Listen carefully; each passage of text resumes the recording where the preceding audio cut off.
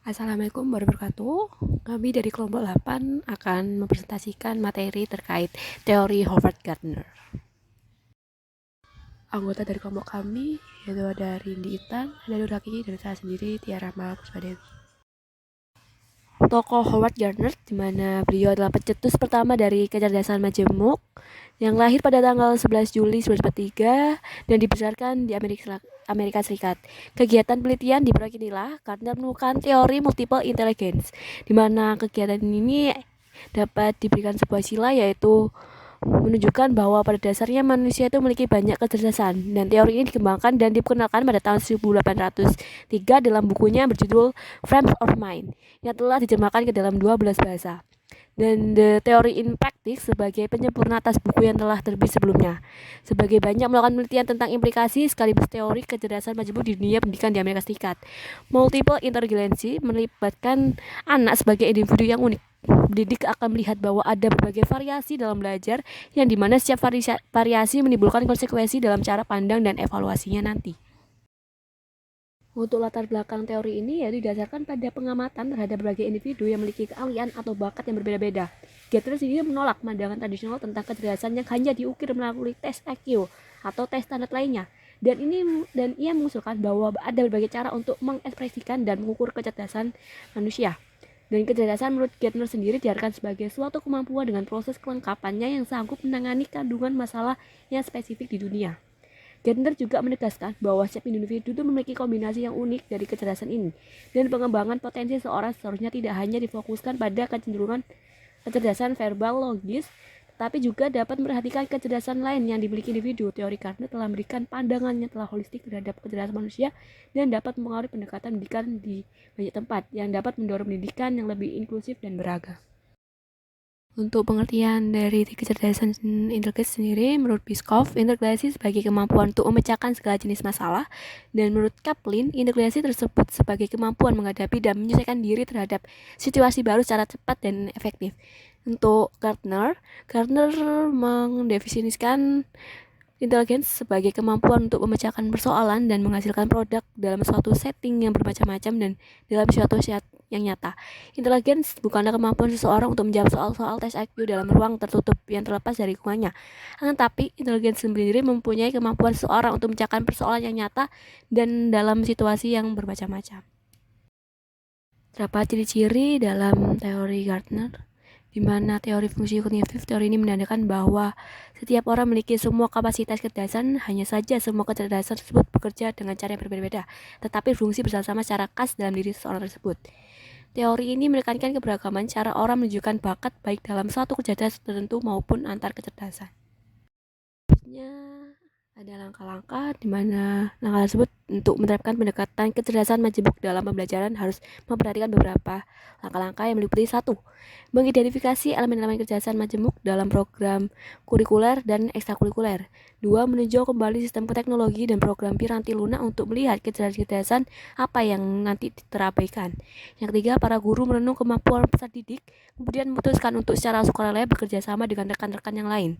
Yang keempat, proses pembelajaran dengan tanggung jawab tertentu bisa dipilih sebagai metode pembelajaran. Dan yang terakhir yaitu diskusi dengan orang tua dan siswa dan juga anggota masyarakat sehingga dapat membuka kesempatan magang bagi para siswa nantinya. Untuk selanjutnya yaitu macam-macam kecerdasan majemuk.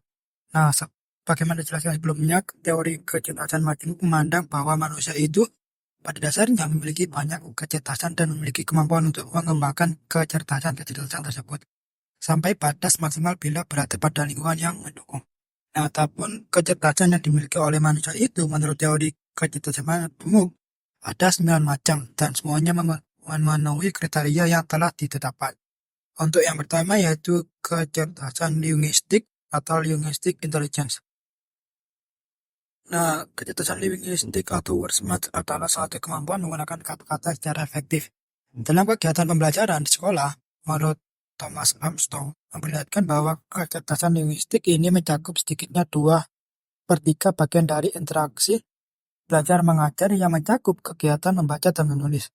Dalam 2 kegiatan tersebut, yaitu membaca dan menulis, terdapat cakupan yang luas antara kemampuan linguistik karena termasuk di dalamnya terdapat mengeja, kosakata, dan tata bahasa. Selain itu, kecerdasan linguistik juga berkaitan dengan kemampuan berbicara. Dalam hal ini, kecerdasan linguistik nampak pada orator, pelawak, selebriti radio, atau politisi yang sering menggunakan kata-kata untuk memanipulasi dan mempengaruhi. Untuk yang kedua yaitu kecerdasan matematis logis atau logical mathematical intelligence. Nah, dalam mengawali penjelasan mengenai kecerdasan matematis, dalam buku Multiple Intelligence, The Theory in Practice, Gardner 2003 mengembangkan sebuah anekdot. Dari anekdot tersebut, menurut Gardner, ada dua fakta penting mengenai kecerdasan logika matematika. Pertama, dalam diri orang berbakat, proses dari penyelesaian masalah sering berlanjut amat cepat. Yang kedua, penyelesaian masalah dapat disusun sebelum penyelesaian itu diutarakan. Nah, menurut Gardner, kecerdasan matematis logis yang atau bisa dinamakan number smart atau logic smart adalah kemampuan yang lebih berkaitan dengan penggunaan bilangan dan logika secara efektif, seperti yang dimiliki oleh matematikus, saintis, programmer, dan logikus, dan lain-lain. Nah, untuk termasuk dalam kecerdasan ini adalah kepekaan pada pola logika, abstraksi, kategorisasi, dan perhitungan. Nah, orang-orang yang memiliki kecerdasan matematika logis ini sangat mudah membuat klasifikasi dan kategorisasi dalam pemikiran serta cara mereka bekerja dalam menghadapi banyak persoalan. Orang yang memiliki kecerdasan ini akan mencoba untuk mengelompokkannya sehingga mudah dilihat mana yang pokok dan mana yang tidak, mana yang berkaitan antara satu dan yang lain, serta mana yang merupakan persoalan lepas. Nah, dari penjelasan tersebut, sebagaimana diungkapkan oleh Thomas Armstrong, komponen inti dari kecerdasan matematis logis adalah kepekaan pada pola-pola logis atau numeris dan kapasitas mencernanya, serta kemampuan mengolah alur pemikiran yang panjang. Sedangkan untuk simbolnya adalah bahasa-bahasa komputer. Untuk yang ketiga yaitu kecerdasan spasial atau ruang visual atau spatial intelligence.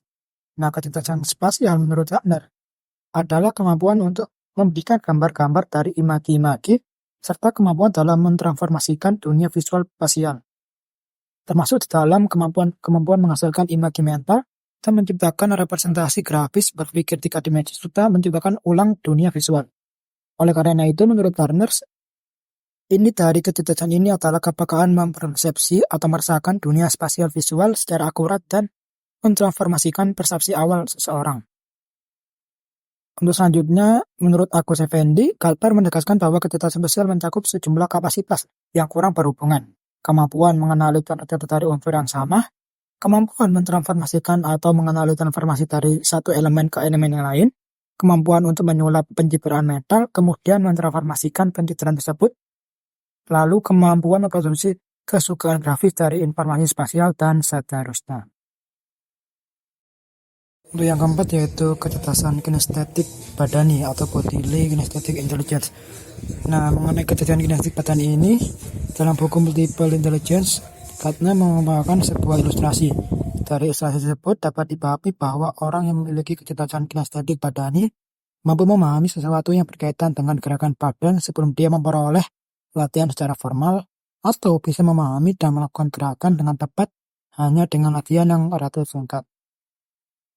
Kecerdasan kinestetik badani adalah kemampuan menggunakan tubuh atau gerak tubuh untuk mengekspresikan gagasan dan perasaan. Dalam hal ini, termasuk keterampilan koordinasi dan fleksibilitas tubuh.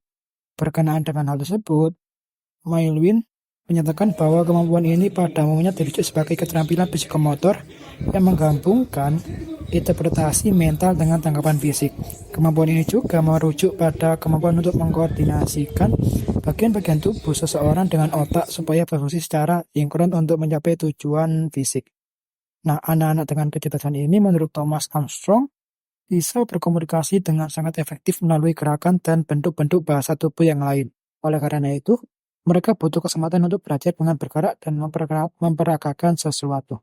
Yang kelima yaitu kecerdasan musikal atau musical intelligence. Kecerdasan musik menurut Gardner sebagaimana dikutip oleh Paul Sparno adalah kemampuan untuk mengembangkan, mengekspresikan, dan menikmati bentuk-bentuk musik dan suara. Selanjutnya, ditinjau dari sudut perkembangan, kecerdasan ini pada dasarnya merupakan kecerdasan yang paling awal mengalami perkembangan pada manusia, bahkan sudah tumbuh sejak masih balita. Namun demikian, Dunia Jasmine menyatakan bahwa kecerdasan ini merupakan kecerdasan yang paling sedikit dipahami dan didukung di lingkungan akademik. Kesimpulan ini didukung oleh realitas bahwa anak-anak bersenandung, bersiul, dan bernyanyi di sekolah seringkali dipandang melakukan tindakan yang tidak patut dan mengganggu ketenangan kelas. Padahal menurut Julia Jasmine, anak-anak yang diukur sebagai pembuat masalah ini sedang menunjukkan perilaku yang mencerminkan kecerdasan mereka. Yang keenam yaitu kecerdasan interpersonal atau interpersonal intelligence. Kecerdasan ini adalah kemampuan untuk mengerti dan menjadi peka terhadap perasaan, tensi, motivasi, watak, dan temperamen orang lain. Kepekaan akan ekspresi wajah, suara, serta isyarat orang lain. Selain kemampuan memahami dan memberikan perasaan atau temperamen atau suara hati atau maksud dan keinginan orang lain, kecerdasan ini menurut Maulin juga menyangkut kemampuan untuk memberikan tanggapan secara layak terhadap kondisi orang lain. Orang lain atau orang yang memiliki kecerdasan interpersonal yang baik menurut Paul Sparno biasanya sangat mudah bekerja sama dan berkomunikasi dengan orang lain. Hubungan dengan orang lain bagi mereka yang mempunyai kecerdasan ini sangat menyenangkan dan seperti keluar begitu saja secara otomatis. Mereka dengan mudah mengenali dan membedakan perasaan serta apa yang dialami teman dan orang lain. Bahkan mereka juga mudah menunjukkan sikap empati terhadap orang lain yang mengalami masalah. Yang kedua yaitu kecerdasan interpersonal, yaitu interpersonal intelligence.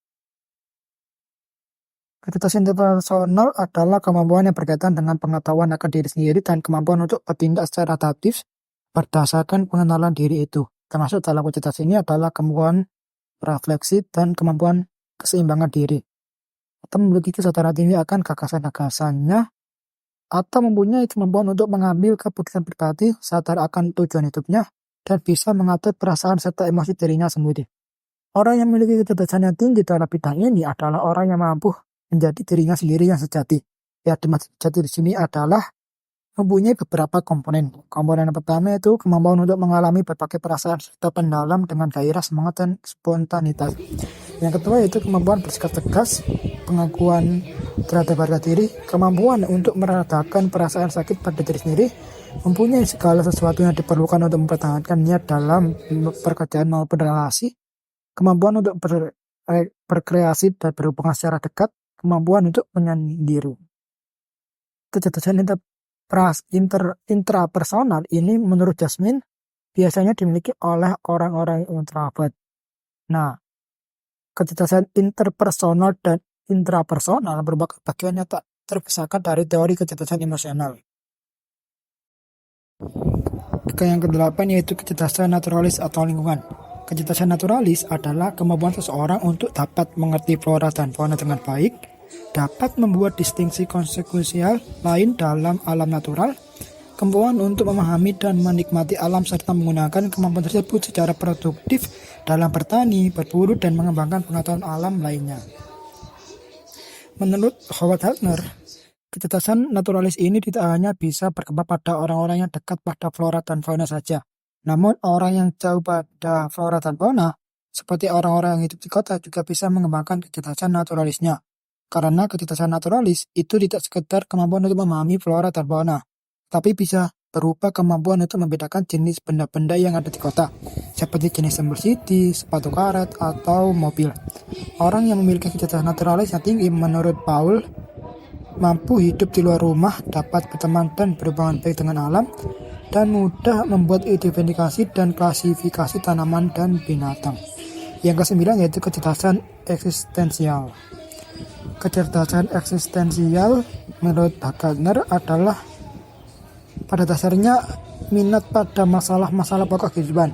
Kecerdasan ini mencakup kemampuan menempatkan diri dalam hubungan dengan jangkauan kosmos yang terjauh atau yang tidak terhingga, besarnya dan tidak terhingga kecilnya, dan kemampuan lain yang terkait, yakni menempatkan diri dalam hubungan dengan berbagai aspek eksistensial manusia. Misalnya, makna hidup, arti kematian, nasib dunia fisik dan psikologis, serta pengalaman mendalam seperti cinta pada sesama atau keterlibatan total dalam karya seni. Walaupun penerapannya mungkin sulit, namun kecerdasan ini menurut Gardner bisa dikategorikan sebagai bagian dari kecerdasan majemuk karena memenuhi sebagian besar kriteria kecerdasan majemuk. Adapun kriteria yang dipenuhi oleh kecerdasan ini antara lain nilai kultur, secara perkembangan, sistem simbol, individu-individu luar biasa atau savans, kajian psikometrik, plausibilitas evolusioner, dan penelitian otak. Prinsip kecerdasan majemuk, Hegarty dalam buku Paul Suparno mengungkapkan beberapa prinsip umum untuk membantu mengembangkan kecerdasan majemuk pada siswa, yakni yang pertama, pendidikan harus memperhatikan semua kemampuan intelektual. Yang kedua, pendidikan harusnya individual. Pendidikan harusnya lebih personal dengan memperhatikan intelijen setiap siswa. Ketiga, pendidikan harus menyemangati siswa untuk dapat menentukan tujuan dan program belajar mereka. Yang keempat, sekolah harus menyediakan sarana dan fasilitas yang dapat dipergunakan siswa untuk melatih kemampuan intelektual mereka berdasarkan intelijen majemuk. Yang kelima, evaluasi belajar harus lebih kontekstual dan bukan tes tertulis saja. Yang keenam, pendidikan sebaiknya tidak dibatasi di dalam gedung sekolah. Dampak kecerdasan majemuk. Yang pertama, dampak terhadap kurikulum. Pemilihan materi pembelajaran lewat topik-topik tematik, bukan urutan daftar bab seperti model kurikulum klasik. Topik biasanya digabungkan dari yang ditentukan pemerintah lokal dan pilihan siswa. Ini untuk menjembatani ketentuan pemerintah lokal dan minat serta kesenangan siswa. Yang kedua, ada dampak terhadap pembelajaran. Siswa yang tadinya diperkirakan tidak dapat berhasil dalam studi mereka, ternyata dapat dibantu dan berhasil dengan baik. Demikian juga guru yang tadinya mengajar dengan metode yang sama, terus-menerus ternyata dapat membantu anak didiknya dengan metode yang bervariasi. Dampak selanjutnya yaitu dampak terhadap guru yang mengajar. Yang pertama, guru perlu mengerti intelijen siswa-siswa mereka. Yang kedua, guru perlu mengembangkan model mengajar dengan berbagai intelijen yang menonjol pada dirinya. Yang ketiga, guru perlu mengajar dengan intelijen siswa, bukan dengan intelijensi dirinya sendiri yang tidak cocok dengan intelijen siswa. Dalam mengevaluasi kemajuan siswa, guru perlu menggunakan berbagai model yang cocok dengan teori kecerdasan majemuk. Lalu selanjutnya ada dampak terhadap pengaturan kelas. Pendekatan pembelajaran yang berbeda, bervariasi karena intelijensi siswa dan guru yang berbeda juga mempengaruhi pengaturan kelas. Perlu ditekankan bahwa belajar tidak boleh dibatasi di dalam kelas atau sekolah, kadang demi pemahaman yang lebih mendalam dan mudah. Dampak yang terakhir adalah dampak terhadap evaluasi. Karena sistem pembelajaran dan juga pendekatan yang bervariasi, sistem evaluasi juga harus berbeda. Evaluasi yang tepat haruslah juga menggunakan bermacam intelijensi yang dipakai dalam pembelajaran. Evaluasi perlu menggunakan model yang memuat semua macam teori kecerdasan majemuk, sekurang-kurangnya sesuai dengan pembelajarannya. Faktor-faktor yang mempengaruhi kecerdasan majemuk. Kecerdasan yang dimiliki seseorang dapat berkembang sampai tingkat kemampuan yang disebut mumpuni. Pada tingkat ini, kemampuan seseorang di bidang tertentu yang berkaitan dengan kecerdasan itu akan terlihat sangat menonjol. Menurut Armstrong, berkembang tidaknya suatu kecerdasan bergantung pada 3 faktor penting, yakni yang pertama adalah faktor biologis atau biological endowment, termasuk di dalamnya faktor keturunan atau genetis dan luka atau cedera otak sebelum, selama, dan setelah kelahiran. Yang kedua ada secara hidup pribadi, termasuk di dalamnya adalah pengalaman-pengalaman bersosialisasi dan hidup dengan orang tua, guru, teman sebaya, atau orang lain, baik yang membangkitkan maupun yang menghambat perkembangan kecerdasan. Lalu yang ketiga ada latar belakang kultural dan historis, termasuk waktu dan tempat seseorang dilahirkan dan dibesarkan serta sifat dan kondisi perkembangan historis atau kultural di tempat yang berbeda. Selanjutnya yaitu langkah-langkah penerapan kecerdasan majemuk. Yang pertama, mengidentifikasi elemen-elemen kecerdasan majemuk dalam program kulikuler atau ekstrakurikuler. Yang kedua, meninjau kembali sistem teknologi dan program piranti lunak atau perangkat lunak untuk melihat kecerdasan-kecerdasan apa saja yang terabaikan. Yang ketiga, para guru merenungkan kemampuan peserta didik, kemudian memutuskan untuk secara sukarela bekerja sama dengan rekan-rekan yang lain. Yang keempat, proses pembelajaran dengan tanggung jawab tertentu bisa dipilih sebagai metode pembelajaran. Dan yang terakhir, diskusi dengan orang tua siswa dan anggota masyarakat sehingga dapat membuka kesempatan-kesempatan untuk pengalaman siswa. Pada slide ini akan dipaparkan tentang penerapan kecerdasan majemuk. Nah, dalam pembelajaran matematika yang biasa dilakukan guru adalah mengajar dengan menggunakan kecerdasan matematis logis. Untuk itu akan dibahas hal-hal yang dapat dilakukan guru dalam pembelajaran matematika yang memperhatikan kecerdasan selain matematis logis.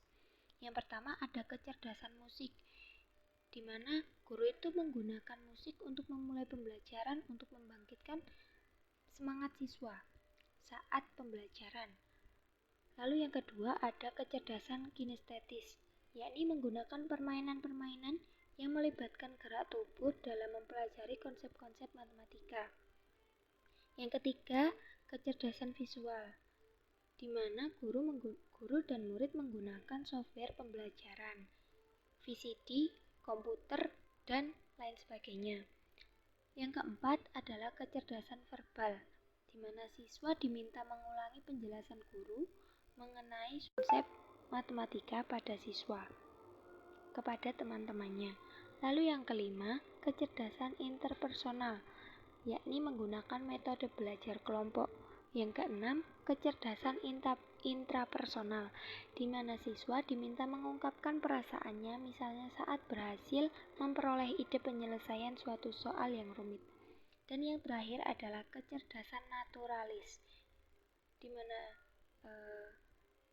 di sana mempelajari proses alami atau benda-benda di luar kelas dengan menggunakan konsep matematika yang telah dipelajari di kelas.